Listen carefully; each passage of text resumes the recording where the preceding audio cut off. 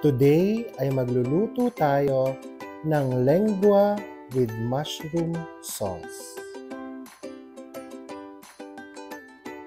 Magsimula na tayo. Sa ating kaserola ay ilalagay natin ang ating pork lengua. Maglalagay din tayo ng asin, whole peppercorns, at garlic. At maglalagay din tayo ng tubig. At palalambutin muna natin ang ating pork lengua ng mga 30 to 40 minutes. Kapag malambot na ang ating lengua, ay pwede na natin itong hanguin, palalamigin at hihiwain. Hihiwain lang natin hanggang nito kaninipis ang ating lengua. Ngayon naman ay magigisa na tayo.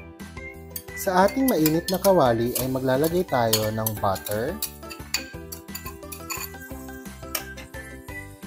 Igigisa natin ang sibuyas hanggang sa maging translucent ang color nito. Ngayon ay pwede na natin ilagay ang ating pork lengua.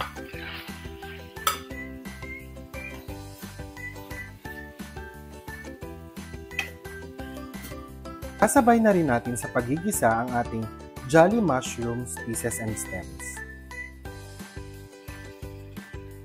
Ngayon ay pwede na rin nating ilagay ang ating cream of mushroom na tinunaw sa ating broth.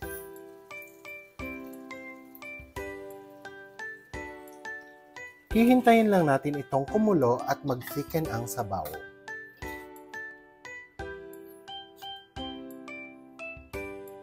Kapag malapot na ang sabaw ng ating lengua, ay pwede na rin nating ilagay ang ating Alaska all-purpose cream.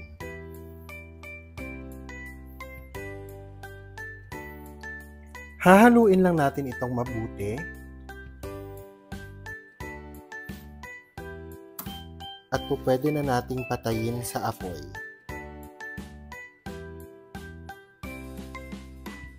Ito na ang ating lengua in mushroom sauce.